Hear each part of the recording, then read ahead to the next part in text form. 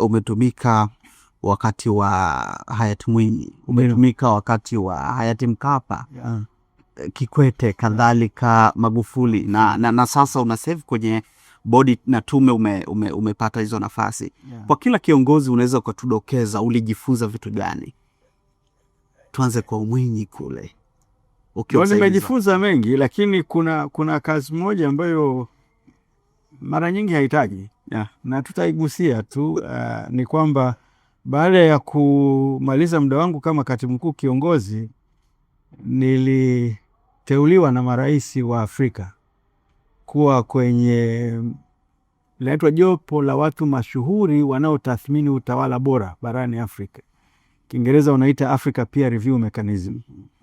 Pengine wengine mmewahi kuisikia. Kwa hiyo mle nimekaa huko pia miaka 5.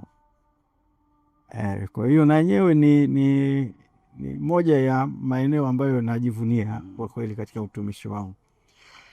Lakini kama unavyosema, ni kweli nimefanya kazi na marais 4.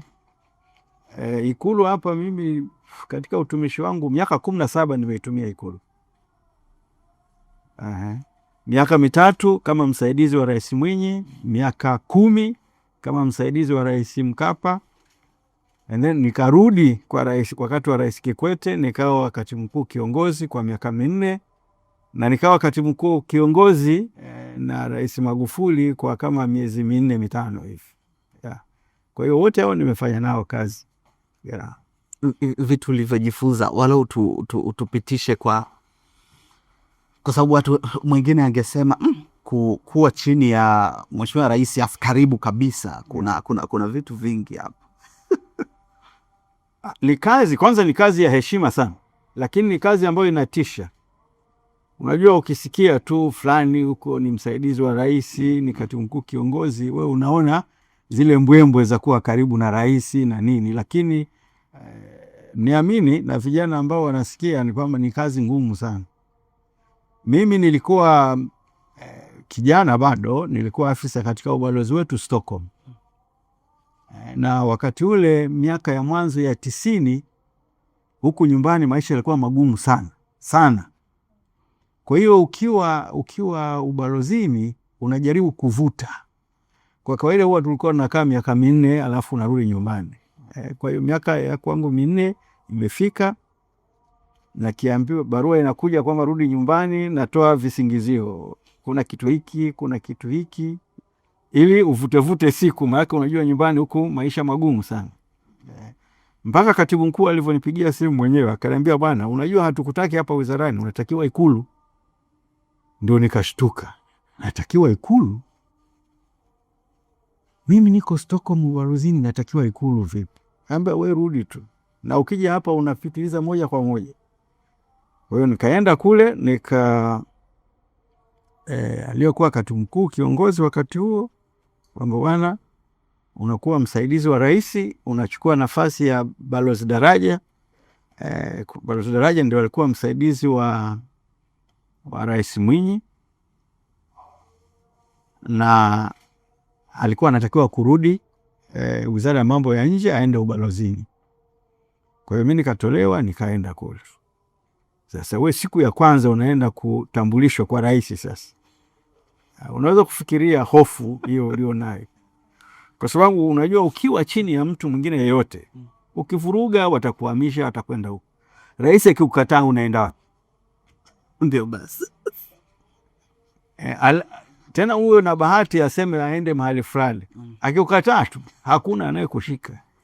Kwa hiyo kila siku unapoamka, unapoenda kazini, lazima kwenye nyuma ya kichwa chako una hiyo kwamba nikiharibu itakuwaje. Alafu kazi ambayo unaifanya kwa mara ya kwanza. Lakini uzuri Rais Mwinyi alikuwa kwa kweli naweza kusema hatimaye alikuwa kama baba yangu. Nafikiri alihisi kwamba na mimi nilikuwa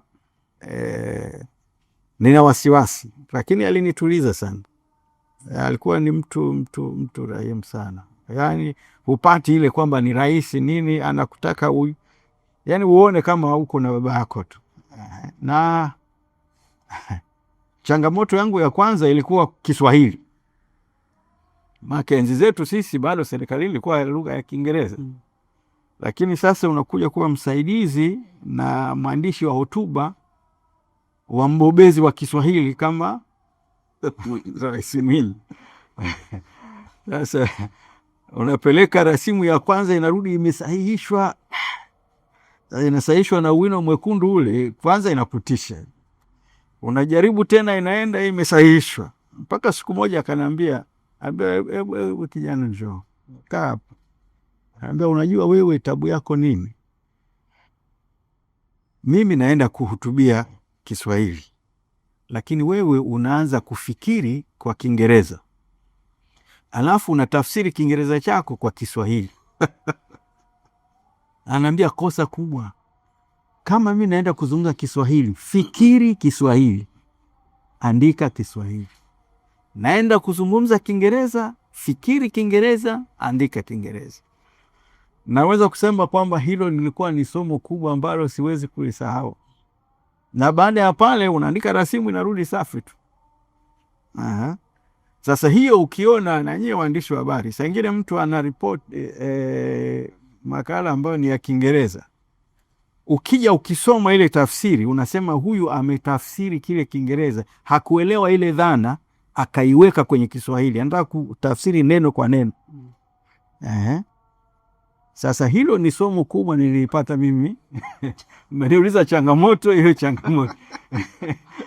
Lakini nyingine ni hiyo kwamba ni nafasi ya kuaminiwa sana. Wewe ni mwandishi wa hotuba.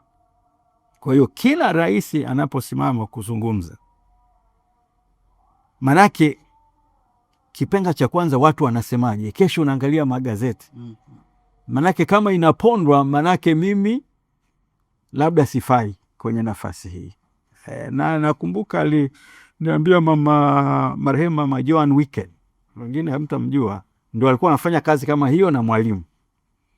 Lakini tulikuwa tumezoeana, wakati mwingine yeye aliondoka na Mwalimu, wakati mwingine akiwa Dar es Salaam anakuja tunaongea. Ananiambia, unajua tabu ya kazi hii ambayo mimi nimefanya na wewe unaifanya ni hiyo, kwamba rais amekuamini umsaidie kupanga kitu cha kusema mbele za watu. Hata kama anayapake, lakini wewe uiweke kwenye lugha ambayo ikitoka mbele ya hadhara, kila mtu anajua leo rais kazungumza. Kwa hiyo ni ngumu sana. Akaniambia jambo moja lilitokea wakati wakiwa na Mwalimu kwenye mkutano wa OAU wakati ule. Akasema akawa kwenye hotuba ya Mwalimu kukawa na kitu hivi, alafu marais wengine fulani hivi wakam criticize. Anasema, nimetoka kule mimi nikaenda kuandika barua ya kujiuzulu.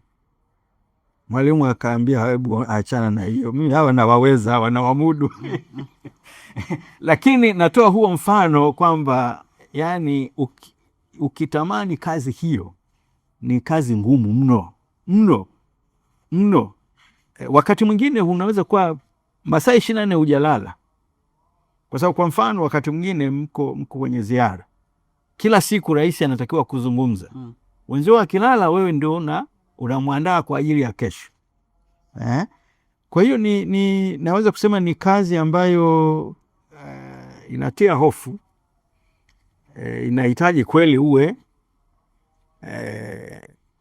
yani sijui niseme lugha gani, kwamba kwanza yani umejitolea kumhudumia rais yule, na kwamba sio wewe ni yeye, lakini ujiweke kwenye nafasi yake na umandae aweze kufikisha ule ujumbe ambao anataka kuufikisha.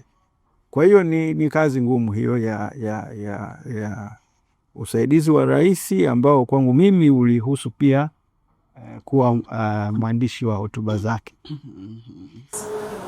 Hapo uliposema ulipata challenge ya lugha. Sasa hivi globally tunatakiwa tujue lugha nyingi. Kutegemea na masoko ya kibiashara, exposure, tukienda na juzi hapa tumeenda France kupromote Kiswahili. Hiyo uliposema challenge, sasa watoto wetu vijana kama sisi hapa lazima tubaki tu tujue Kiswahili na Kiingereza, au tuongeze na hizo lugha zingine ili tuwe marketable au tufanye? Lugha ni muhimu kwa sababu unajua ukienda mahali popote una shughuli, ukiweza kuzungumza na yule mtu kwa lugha yake yenyewe tu inakufungulia mlango kuliko kuongea kupitia kwa mkalimani. Kwa hiyo lugha ni muhimu. Mimi ningefurahi vijana wa Kitanzania pamoja na Kiswahili na Kiingereza, lakini utafute lugha nyingine, Kichina, Kifaransa, Kihispaniola, zinasaidia. Hakuna ubaya kujua lugha nyingi na zinakusaidia. Na kwa sababu dunia inakuwa kijiji sasa. Kwa hiyo at least uwe na lugha ambayo unaweza ukazungumza ukaeleweka. Lakini nyingine umesema Kiswahili, niseme pia vijana wetu ni kama vile Kiswahili yani hawako makini sana. Kiswahili kimekuwa ni lugha tu ya kuzungumza, kutia story, lakini kile Kiswahili fasaha tunapata shida. Ndio maana unaweza kukuta mzungu anaongea wanaandika Kiswahili kizuri zaidi kuliko cha kwetu.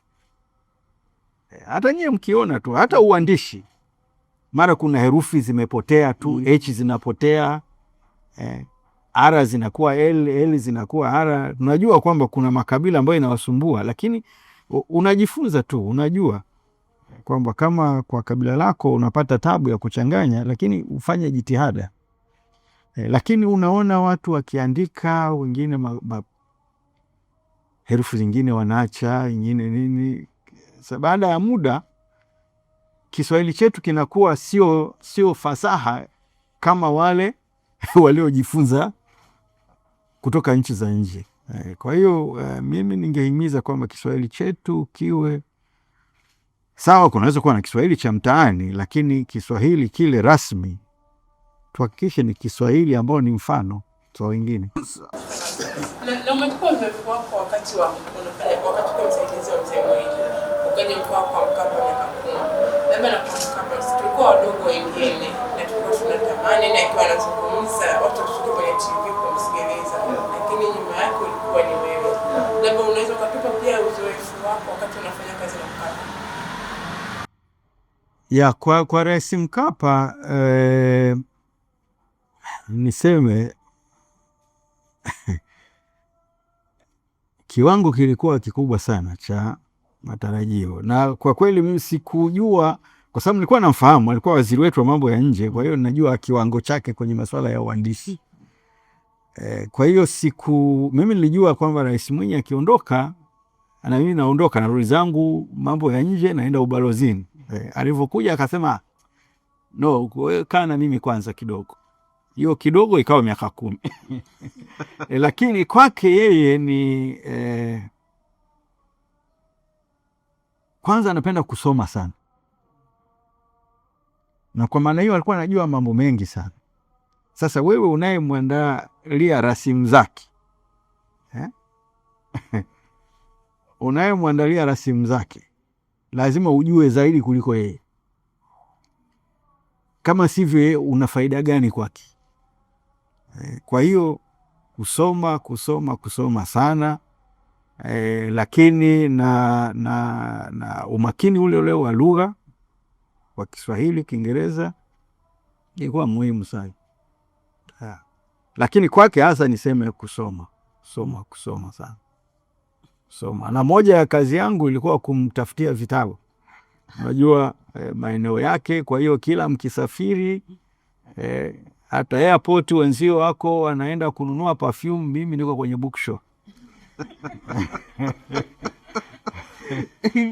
Umekutana na mazingira ya ikafika wakati ukasema hiki kikombe kiniepuke, yani ile mazingira fulani ya ukasema hili jukumu sasa si mchezo? Ni jukumu kubwa sana, na kama ninavyosema kila siku inakusumbua sana, kwa sababu kuna hofu kwamba nisije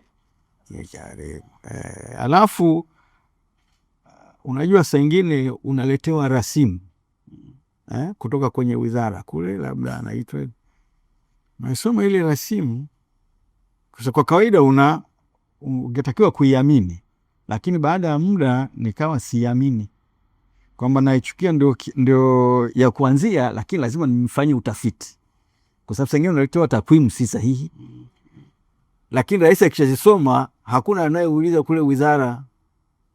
Rais atakuuliza wewe takwimu ulipata wapi?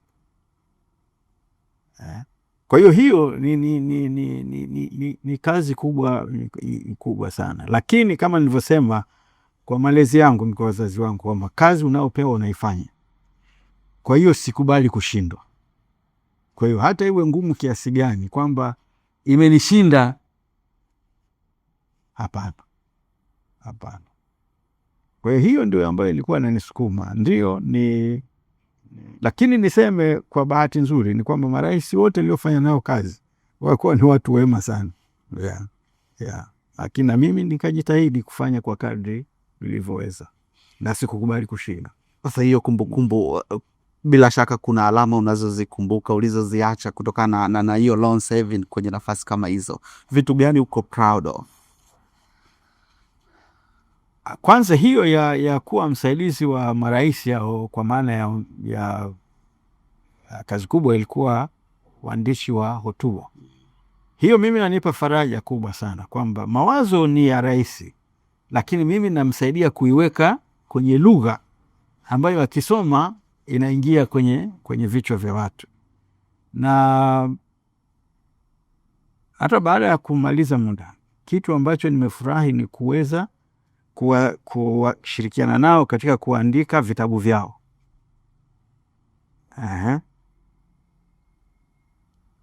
Autobiography ya Rais Mwinyi, autobiography ya Rais Mkapa.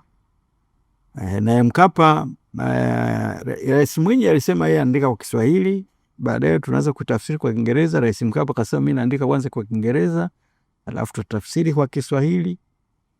Kwa hiyo tukaandika Kiingereza, ikaisha. And then amefariki. Baada ya kufariki, mimi mwenyewe wakati huo nimestaafu, nimetafsiri yote, na Rais Samia amekuja kizindua. Na mkija hapa Uongozi Institute mtavikuta vyote vipo. Hiyo mimi kila nikiviona vile vitabu kwa kweli inanipa faraja kubwa sana. Lakini pia hata hotuba zao.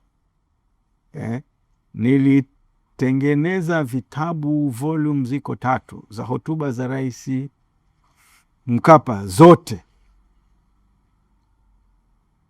Kuna volume 3. Ya Rais Mwinyi pia nimeifanya, bahati mbaya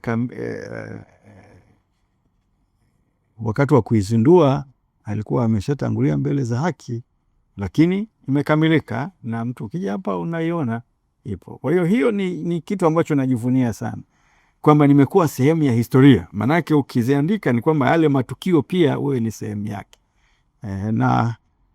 Na kwamba mafanikio ambayo wameyapata wao katika miaka yao ya uongozi, kwamba basi na mimi nilishiriki kuyaweka yale mawazo vizuri, mimi ni jambo ambalo linanipa faraja sana. Baada ya Rais Mkapa pale endia Mheshimiwa Kikwete pale ukateuliwa kuwa katibu mkuu kiongozi kwa miaka 4. Vipi na nyie 4 mmepanda ngazi mpaka kuwa katibu mkuu kiongozi, tofauti gani uliipata? Kwa kwanza hapo kuna gap, manake alivyomaliza, kabla Rais Mkapa hajamaliza aliniteua kuwa balozi. Wengine hamwezi kukumbuka kwamba aliniteua kuwa balozi, nikaenda Canada. Lakini akaniambia wewe nenda, ukishawasilisha hati zako, ukishakuwa rasmi, unarudi unaendelea kunisaidia mpaka tumkabidhi rais mwingine. Kwa hiyo wakati huo nilikuwa balozi Canada na Cuba. Wakati ule ukiwa Canada pia huko unawakilisha nchi Cuba. Kwa hiyo nilikuwa kule natambulika rasmi, nimeshawasilisha hati zangu, alafu nikarudi. Hata nikiwa kule bado nilikuwa namwandikia hotuba zangu nikiwa kule.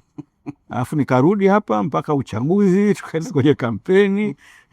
Akashinda Rais Kikwete na nikawa naye pia ile hotuba yake ya kwanza ile, alafu mwanzo wa mwaka nikarudi zangu ubalozini.